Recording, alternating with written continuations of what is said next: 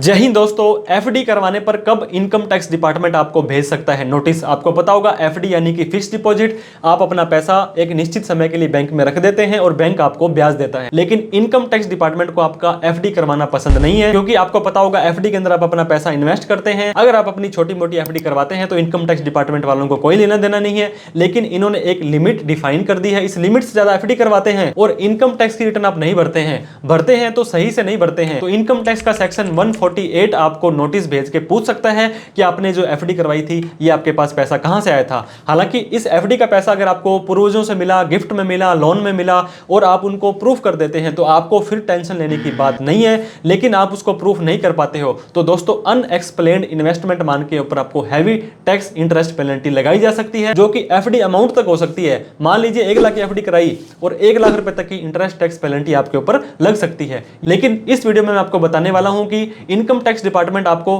कब नोटिस भेज सकता है। एक फाइनेंशियल ईयर होता है दोस्तों, 1 अप्रैल 2024 से स्टार्ट हुआ और 31 मार्च 2024 को खत्म हो गया। इस पूरे फाइनेंशियल ईयर के अंदर जब एफडी आपने करवाई तो एक बैंक में करवाई या 4 बैंक में करवाई, एक बैंक में एफडी करवाई और दूसरे बैंक वाले को नहीं पता है कि आपने कहां कहां क्या क्या एफडी करवाई है। तो दोस्तों ये रिपोर्टिंग जो लिमिट है ये पर बैंक है। फॉर एग्जांपल अगर आपने स्टेट बैंक ऑफ इंडिया के अंदर 9 लाख रुपए की एफडी कराई तो स्टेट बैंक ऑफ इंडिया को आपकी सूचना इनकम टैक्स डिपार्टमेंट को नहीं देगा।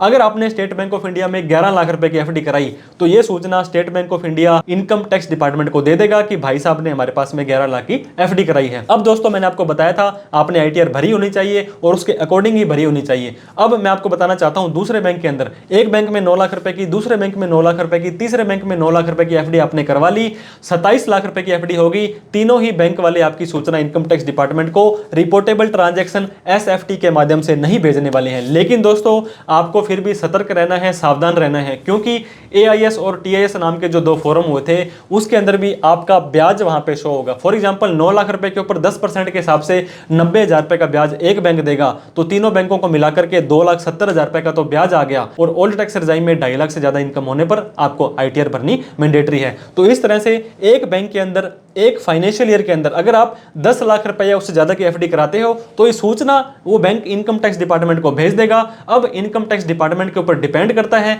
कि वो उस सूचना से सेटिस्फाई हो चुका है कि इस व्यक्ति ने आईटीआर भर दी है और सारा डेटा सही दिखाया है, तो आपको टेंशन लेने की जरूरत नहीं है। दोस्तों अगर आपने आईटीआर नहीं भरी है तो नॉन फाइलिंग का नोटिस आपको आएगा। ये कब तक आ सकता है? 3 year from the end of the relevant assessment year. मतलब अगर आपने 24-25 के अंदर कोई भी एफडी करवाई 1/4/24 से 31/3/25, फाइनेंशियल ईयर तो 24-25 हो गया, लेकिन असेसमेंट ईयर हो गया इसका 25-26। 25-26 के खत्म होने के 3 साल तक 31/3/26 खत्म हो गया, इसके 3 साल तक 27, 28, 29, मतलब 24-25 का नोटिस 31/3/2029 तक आ सकता है और रिसेंट के अंदर ही 3 महीने का और एक्स्ट्रा टाइम इन्हें मिल गया है। तो इस तरह से अगर आपकी एफडी की अमाउंट 50 लाख या उससे कम है तो 3 साल प्लस एक असेसमेंट ईयर मतलब 4 साल हो गए, और वहीं पर एफडी की अमाउंट 50 लाख से ज्यादा है तो दोस्तों 5 साल प्लस 1 साल मतलब 6 साल तक आपको ये नोटिस भेज के पूछा जा सकता है। 148 के अंदर आपसे इनकम टैक्स रिटर्न आपकी भरवाई जा सकती है। तो आप भी एफडी करवाने से पहले इस लिमिट का ध्यान दें ताकि इनकम टैक्स डिपार्टमेंट वाले आपको परेशान ना करें। इसके साथ में ही दोस्तों आप अपनी आईटीआर भरना सुनिश्चित करें, ट्रू एंड एग्जैक्ट आपको आईटीआर भरनी है। जितने भी रुपए की एफडी कराएं उसका सोर्स, उसका प्रूफ जरूर रखें कि ये पैसा मेरे पास में कहां से आया था, ताकि आपको इन फ्यूचर के अंदर दिक्कतों का सामना ना करना पड़े। तो मैं आपको कोशिश करता हूं दोस्तों, मैं आशा करता हूं कि इनकम टैक्स डिपार्टमेंट आपको एफडी करते समय करवाने के बाद में आपको कोई भी नोटिस ना भेजे। वीडियो देखने के लिए बहुत बहुत धन्यवाद। Thank you so much. जय हिंद, जय भारत।